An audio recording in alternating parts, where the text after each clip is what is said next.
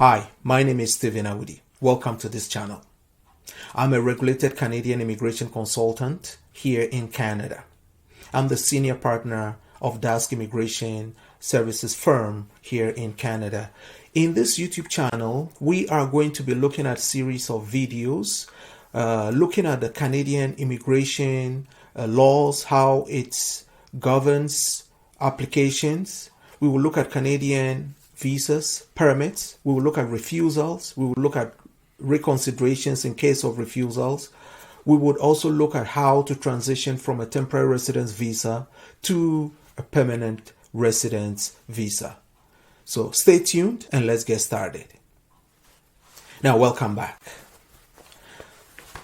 As I said earlier on, we at Dask Immigration, we help people with their permits, with their applications, with their visas move to Canada. But with this YouTube channel, the main focus is to show you how to go about your applications, how to do it very well for the first time, and which should result in a positive decision. Now, subscribe to this channel, hit the notification button so that you'll be notified anytime we publish a new videos. These videos will help you. You will be able to do it all by yourself, and then you would have a happy results if everything is done correctly. Now, Canadian visas and permits are governed by the Immigration Act and Regulations of Canada, just as every other country is.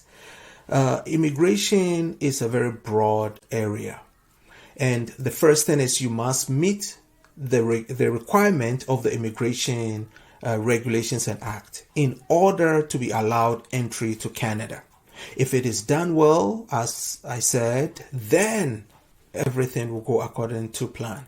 Now, when a visa officer is looking at an application, they look at it from all angles.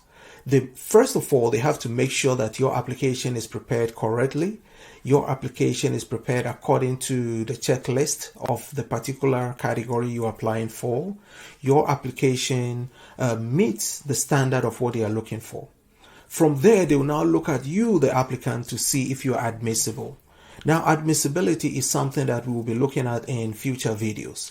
Admissibility, they look at whether you do not have any past issues. Let's say you do not have any misrepresentation, you do not have any criminality, any of all those things which falls under the admissibility.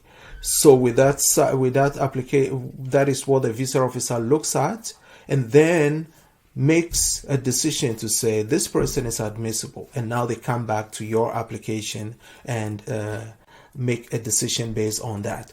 Now, if all is done correctly, you are rest assured that definitely a visa is going to be granted to you, or a permit is going to be granted to you. There are so many pathways that people use to come to Canada.